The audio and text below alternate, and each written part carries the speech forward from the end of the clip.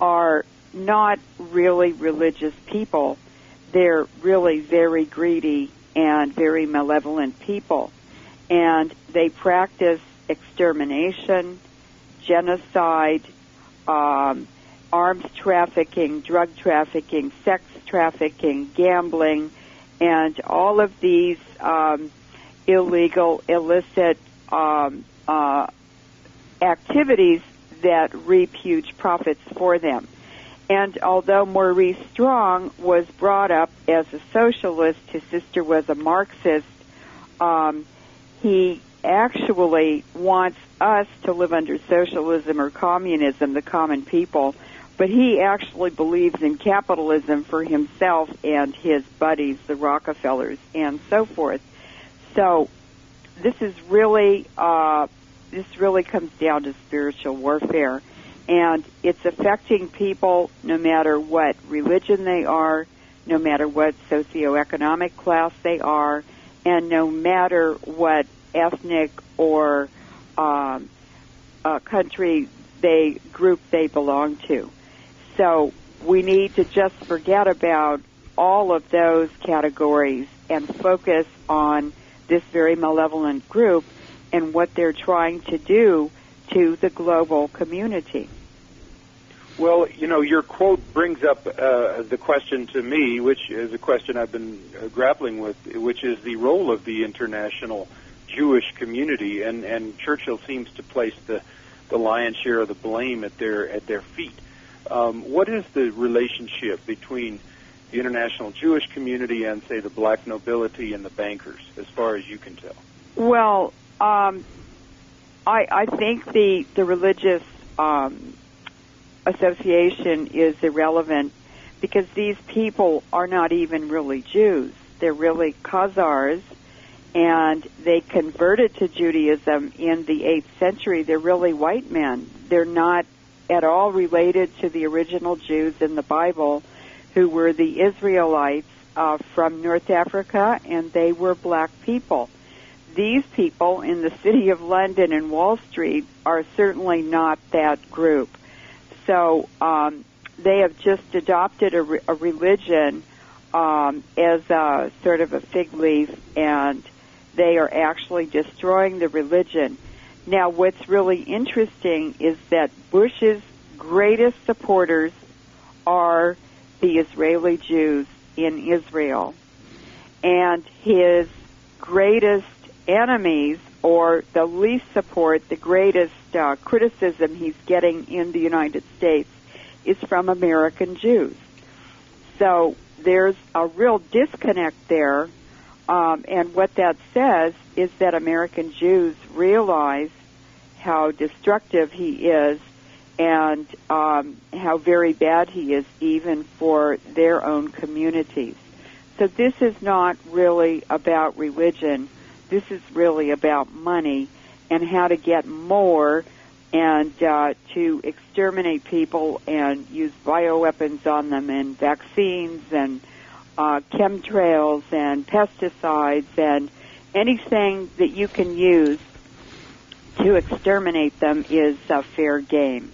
Well, actually, what you're saying then is the bankers view humans as a resource. Oh, we're just something to harvest. Mm-hmm. And so, for instance, 300,000 children a year in the United States, these are street children or throwaway children, young teenagers mostly, are picked up by police. They're taken to hospitals where doctors in this game harvest their organs, and the bodies are disposed of in the hospitals, which makes it easy. And the Department of Justice is making $3 billion a year on our teenagers. So that's one way they think of it. Now, our corporations, DynCorp and other corporations involved in Afghanistan and Yugoslavia and Iraq, are picking up young women there and forcing them into sex trafficking. The ruling elite stand on two legs. They maintain their power with two entities, organized crime and the military. And when I was in Japan in Rapongo, which is sort of an international neighborhood where there are a lot of bars and dance halls and entertainment, I saw the Yugoslavian and Russian prostitutes, young women who were obviously on drugs. They also bring them from the Philippines, from all over the world, because now organized crime is seamless around the world. And so the mafia works with the Yakuza in Japan and the Russian mafia, which is much more efficient than the Italian mafia in the U.S. And so the U.S. CIA has brought Russian mafia in, for instance, into Chicago, which is a big racketeering city, and the Italian mafia has been pushed aside. So also the military, the U.S. military, is all over the world. Their bases all over the world. I've been to 46 countries. I just went on a tour of Southeast Asia, and the U.S. military is everywhere, but we're paying for it. And under U.S. command are other NATO countries who, as we know, destroyed Yugoslavia.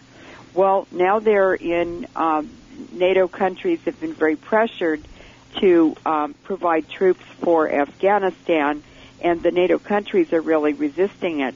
But the European Parliament, the European Union, which is a Jacob Rothschild creation, has a 135-page constitution, which they tried to get passed. It had to be unanimous. Every country had to sign it. And most countries just have the parliaments vote on it, so they passed it because the parliamentarians are all in the pocket of Jacob Rothschild. But France decided to have a referendum where the people would vote on it, and they voted no. Now, in that constitution, which failed because of that, every country in the European Union was required to maintain a military which they had no jurisdiction over. It would be turned over to NATO under the command of the United States military. So this is how globalization is being carried out. This is all part of Agenda 21, and this is all Maurice Strong's baby. He has been working on this for decades and decades and decades, and it was just formally put into words in under the UN in the 1990s. But he's been thinking about this for a very, very long time. But, you know, the proof of the pudding is in the eating, and he wants us to eat socialism, but he wants to eat capitalism. So that's just the extent of the con man, the social con man that he really is. Well, of course, he's extraordinarily well connected with these other very, very rich and powerful figures, so that he winds up becoming the CEO or the founder of almost countless businesses which run energy and water corporations, and also non-governmental organizations that portend or pretend to be environmentally oriented. It's really quite amazing the number of organizations that he's founded, like the Nature 1001 Club in Canada, and I've got a list somewhere, but not on me. But and the Rockefellers and other powerful entities are funding those NGOs, and they don't. They're chickens in the hen house, and they don't know the wolves are feeding them. Well, let me just tell you a little bit about. I don't know if you've been to Crestone, Colorado, where I live, but we have there's now a magazine called Crestone, and Paul Winter has come out with a CD called Crestone and got a Grammy for it. So Crestone is starting to get on the map. And what we have here is Maurice and Hannah Strong came here and bought the Baca Ranch back in the early 80s or late 70s. Maurice tried to export the enormous amount of water in the aquifer underneath the Baca Ranch, which is an old Spanish land grant, and local environmentalists defeated that attempt. He was hoping to make billions of dollars, and as a Canadian, mind you, by selling water from our San Luis Valley to the Denver area for top dollar. Well, he was more or less railroaded out of town, or at least it appears that he was defeated on that, and then sold the ranch. And a local, more or less local guy, Gary Boyce, bought the ranch and tried to do the same thing. He was also defeated with his Stockman's Water Corporation.